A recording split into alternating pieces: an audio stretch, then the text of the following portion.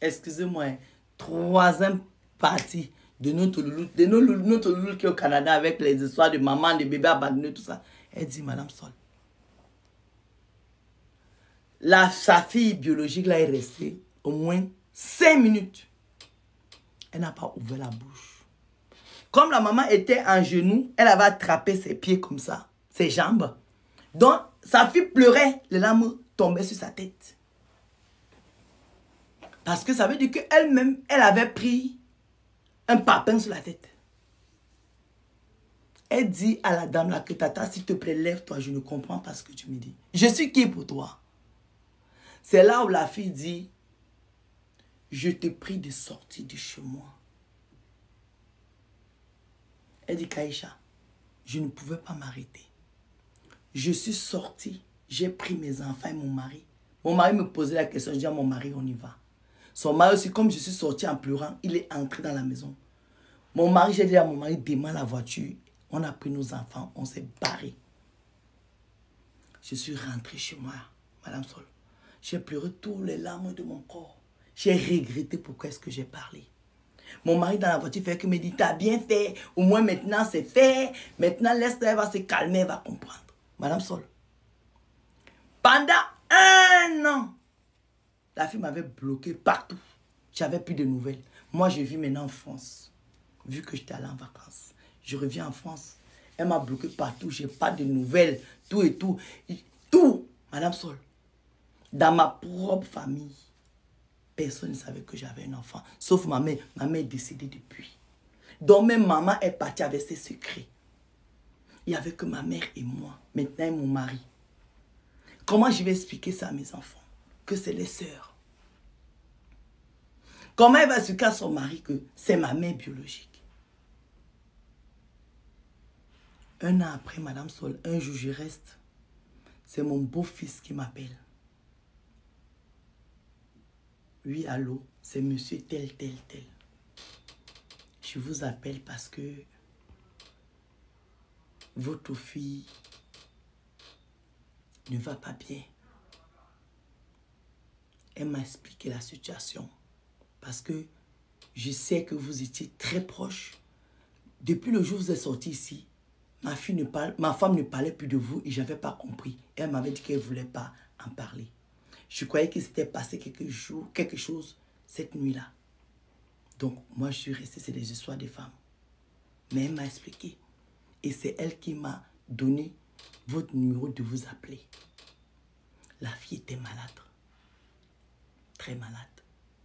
Elle a besoin d'un ring.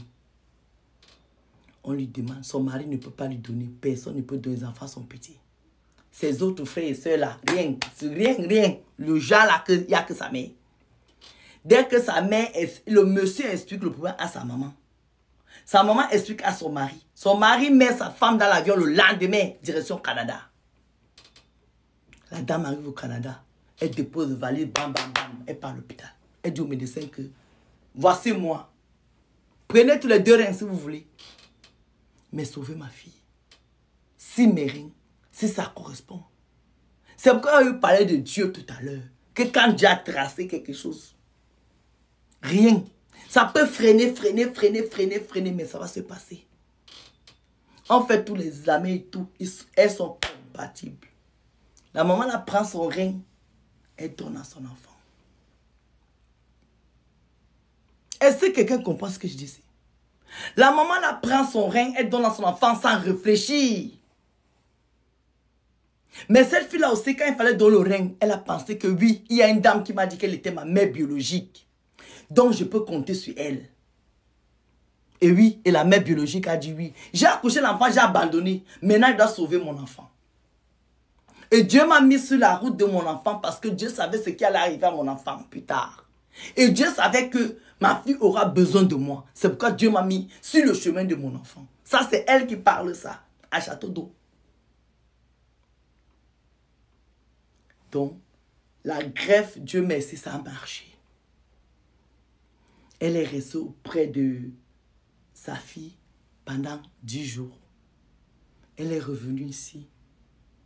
Aujourd'hui, elles sont comme ça.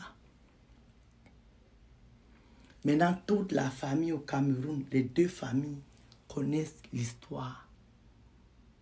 Durant toutes ces années, l'histoire était secrète. C'est les deux femmes même qui ont mis maintenant l'histoire dehors. Et elles ne s'y quittent plus.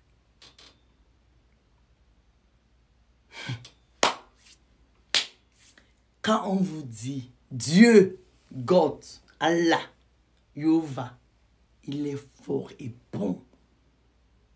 Quand tu te réveilles le matin, merci Seigneur. Avant de dormir, merci Seigneur. Les doigts là disent que ponda loba monde ni ponda. Les banen chez moi, en doctrina, on dit que ponda imban meriba ponda imban. Les bassa dit que hegi jamdi gwen gen. Hegi jamdi gwen. Chaque chose a un temps. Le temps de Dieu n'est pas le temps des hommes. Le temps des hommes n'est pas le temps de Dieu. Il y a des choses parfois quand ça arrive. You need to doser. Il faut doser. Tu lâches prise. Tu laisses Dieu faire. Parce que lui seul connaît demain. C'est lui seul qui connaît le futur. Lève-toi. Va travailler parce que tu dois payer tes factures. Prends soin de toi. Mais Dieu seul connaît le destin de nous tous ici. Personne de nous ne sait ce qui peut arriver demain. Il n'y a que le papa qui est en haut là. Qui est à côté, qui est ici, qui est là, qui est partout. Parce que lui, il est partout. La maman là, ça veut dire que quand elle me parlait, est-ce que vous savez qu'on est resté boire le café pendant... Elle m'a raconté l'histoire pendant 1 heure. Pendant 1 heure, la dame pleurait. Elle m'a dit, Madame Sol, je veux faire une photo avec vous. Vous postez. J'ai dit non, madame. Votre histoire, je vais la raconter, mais je ne mets pas votre photo. Les histoires comme ça, là, on devait avoir ça tous les jours. Combien de jeunes filles ont abandonné les enfants parce que elles ont été chassées de leur maison, qui n'ont plus de nouvelles des enfants aujourd'hui. Au Cameroun d'où moi je viens là, je suis née. Combien de jeunes filles ont abandonné les enfants? Si moi, ma famille n'était pas solide, ma tante, que je vous dis que c'est ma mère qui m'a... Moi, ma mère ne m'a pas élevée, je vous dis ça tous les jours, c'est ma tante, appelle ça ma mère. Si elle n'était pas une royeuse, si ma feuille grand-mère n'était pas une vraie femme, j'allais me retrouver dans le même cassé. Parce que le père de mon enfant, quand il tombait enceinte, lui-même, il était jeune, il venait de finir ses études, il rentrait de la France. Il n'était pas prêt. Mais on a eu la chance d'avoir le soutien de ma grand-mère et de ma tante. Et je ne suis pas allé faire une bêtise. Aujourd'hui, je suis fière quand je vois ma fille. Mais combien de jeunes filles comme moi à l'époque ont été soutenues par les familles? Je vous avais dit ici que j'ai mon oncle, tonton Langa. Il m'avait chicoté à 7 mois de grossesse. 7 mois. Il m'a mis à plat ventre, il m'a chicoté. Parce qu'il était déçu. Et aujourd'hui, je le comprends. Tonton, je te comprends aujourd'hui. Mais ça n'a pas empêché qu'après la bastonnade là, que je finisse mes vacances chez lui parce que ma tante m'avait pris à Deido pour m'amener. C'est sa femme qui a détecté que j'étais enceinte. C'est ma belle tante qui a détecté. Mon oncle m'avait chicoté. Est-ce que ça a empêché qu'il me chasse? Il ne m'a pas chassé. Je suis sa nièce, je suis sa fille, il m'a gardé comme ça. Et ma fille est née, tout le monde était content. Aujourd'hui, elle est la première petite fille de notre famille. Elle était la première arrière-fille de ma grand-mère. Aujourd'hui, tout le monde est fier d'elle. Dieu merci. Elle a tout bien fait. Donc, mes loulous, c'était les années compliquées. À cette maman, c'est à ses filles, à sa fille, je lui ai dit bravo. Et vraiment longue vie à vous deux. Que le Seigneur continue de vous garder comme il vous a gardé comme ça. Pour que vous vous retrouvez dans des bonnes et des mauvaises situations. Et surtout, bravo à toi, maman. Tu as été là pour ta fille. Tu as joué ton rôle. Tu as su te rattraper. Tu t'es rattrapé. Ne t'en veux pas. Tu étais jeune. Tu n'avais pas une autre solution. D'ailleurs, je trouve que tu étais une bonne mère parce que tu as écrit le nom, tu as veillé à ce que tu veilles ton enfant de loin, mais tu étais toujours là. Bisous.